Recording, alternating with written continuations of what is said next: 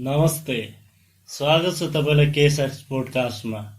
आजको एपिसोड एकदमै स्पेशल छ किनभने इलेक्सन चलिरहेको छ र हामीसँग हुनुहुन्छ हाम्रो स्टुडियोमा काठमाडौँको एक्सन मेयर, बुल्डोजरको ब्रान्ड एम्बेसडर बालन सर।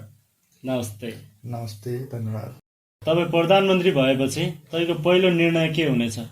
2 वर्ष भनेर 20 वर्षसम्म बाटो नबनाउने नेताहरूलाई खोरमा जाखेर हुन्छ कि रुखमा बाँधेर हुन्छ 1.5 वर्षमा बाटो बनाउँछ। सर, नेपालमा चुनाव आउने बित्तिकै सबै नेताहरूको फेसबुक एक्टिभ हुन्छ त? आफूले गरेको कामहरू त देखाउनै पर्यो नि फेसबुकमा।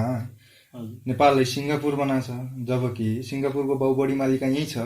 किन चाहियो हामीलाई सिङ्गापुर?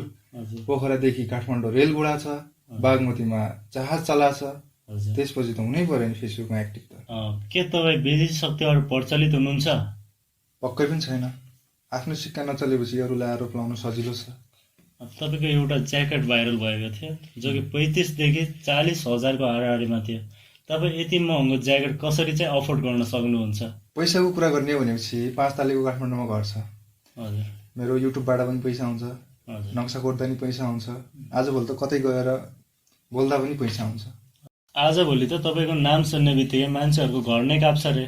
घर मात्रै होइन काप्ने, आजभोलि नाम सुन्दा मान्छेहरूको घर र मुटु पनि जल्छ। हजुर। सर, नेपालमा पोलिटिकल डिबेट किन कमेडी सो जस्तो हुन्छ? किनकि डिबेट भन्दा पनि कसै ठुलो स्वरले बोलेर माइक बिगाड्न सक्छ, त्यसको चाहिँ कम्पिटिसन हुन्छ। हजुर। अनि झोलेहरूको बारेमा के सोच्नुहुन्छ तपाईँ? झोलेहरू कुकुरभन्दा पनि बढी लोयल हुन्छन्, तर लजिक केही हुँदैन। तिनीहरूको नेताले दिनलाई रात भने पनि यस सर रात नै हो भन्छन्, अनि घामलाई चाहिँ फुल मुन भनिदिन्छन्। योपालिको चुनावमा तपाईँको स्ट्राटेजी के हुन्छ?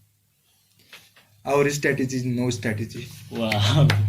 केपी ओलीको विरुद्धमा झापा 5 देखि नै उम्मेदवारी दिनुको कारण के हो तपाईँको? त्यो चाहिँ अहिले गुप्त राखौँ, चुनाव पछि नै थाहा हुन्छ। तपाईँको पार्टीको एजेन्डा के हो खासमा? एकदमै राम्रो प्रश्न गर्नुभयो तपाईँले। हजुर। खल्तीमा पैसा नभएको विपन्न गरिबले शिक्षा पाउनु पर्यो, त्यो हो हाम्रो एजेन्डा। हजुर। खल्तीमा पैसा नभएको विपन्न गरिबले स्वास्थ्य उपचार पाउनु पर्यो, त्यो हो हाम्रो एजेन्डा।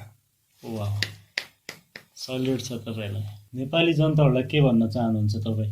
प्रश्न गर्नुहोस् कि नेपालमै रोजगार सिर्जना गर्न सक्छ? के नेपालमै राम्रो शिक्षा प्रदान गर्न सक्छ? के नेपालमै राम्रो स्वास्थ्य उपचार दिन सक्छ? हाम्रोलाई होइन, राम्रोलाई रोज्नुहोस्। सर, 5 वर्षपछि नेपाल कस्तो हुनेछ? एटलिस्ट बहाना कम हुनेछ।